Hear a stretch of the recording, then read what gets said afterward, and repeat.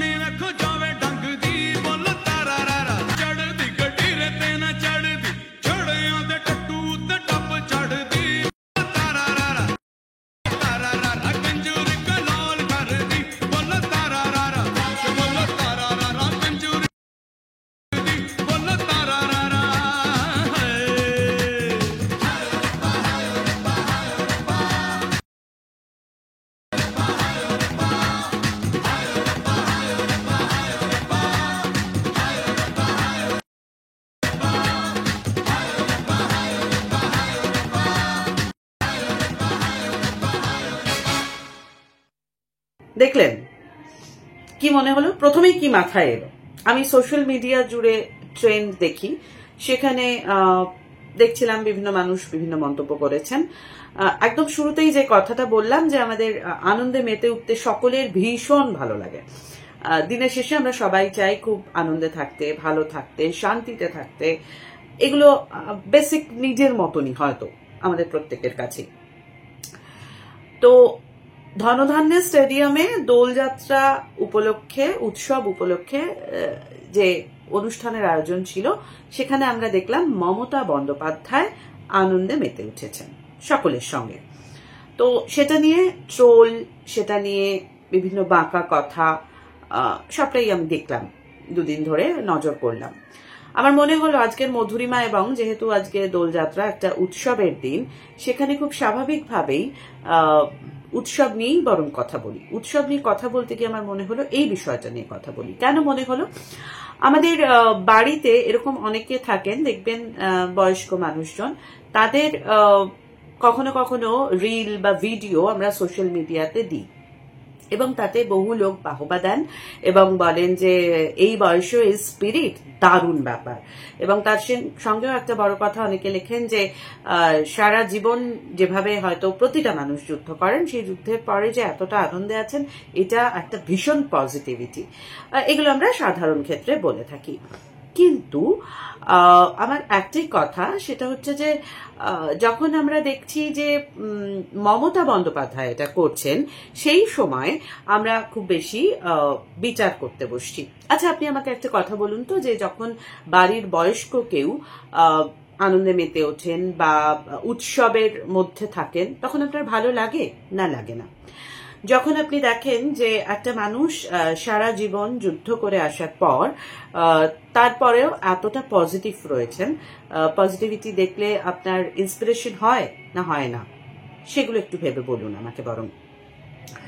মমতা বন্দ্যোপাধ্যায় একটা নাম, রাজনীতির সঙ্গে যুক্ত একটা নাম, সর্বোপরি অবশ্যই আমাদের রাজ্যের মুখ্যমন্ত্রী। আমরা তাকে এভাবেই দেখতে অভ্যস্ত। আমার প্রশ্নটা এখানেই যে দিনের শেষে আমি আবারও বলি, আমরা প্রত্যেকে রক্ত মাংসের মানুষ। সেই জায়গা থেকে যদি মমতা বন্দ্যোপাধ্যায় এরকম একটা উৎসবে সামিল হন এবং তারপর সেখানে তিনি ভাংড়া নাচের সঙ্গে খুব কিউটলি নিজের মতন স্টেপ ইনক্লুড করেন, সেটা দেখে আপনি বিচার করতে বসছেন কেন? কারণ তিনি মুখ্যমন্ত্রী বলে? কারণ তার একটা পদ আছে, চেয়ার আছে, সাংবিধানিক পদের গুরুত্ব, গাম্ভীর্য, এই বিষয়গুলোর জন্য? নাকি তার সঙ্গে আপনার রাজনৈতিক মতাদর্শের একটা আড়াআড়ি গ্যাপ রয়েছে বলে? নাকি এখানে আপনার মনে হচ্ছে যে এরকম একজন বয়স্ক মানুষ, তিনি এরকম করছেন কেন? সমস্যাটা তাহলে কোথায়? সমস্যাটা তো মমতা বন্দ্যোপাধ্যায়ের ব্যক্তিত্বের নয়, মমতা বন্দ্যোপাধ্যায়ের ব্যক্তিত্বের সমস্যা নয়, এখানে তাহলে আমাদের চিন্তাধারা, আমাদের দৃষ্টিভঙ্গির সমস্যা বোধ হয়। আমি ঠিক জানি না, সেটা আপনারা আমাকে জানাবেন অবশ্যই। কারণ আমি যতবার ভিডিওটা দেখছিলাম আমার ততবার মনে হচ্ছিল এই বয়সী একজন মানুষ এতটা প্রাণবন্ত থাকতে পারেন, স্বতঃস্ফূর্তভাবে নিজে পোডিয়াম থেকে নেমে গিয়ে মানুষজন যেখানে উল্লাস করছেন, আনন্দ করছেন, সেখানে গিয়ে তিনি এইভাবে নিজেকে ইনক্লুড করছেন।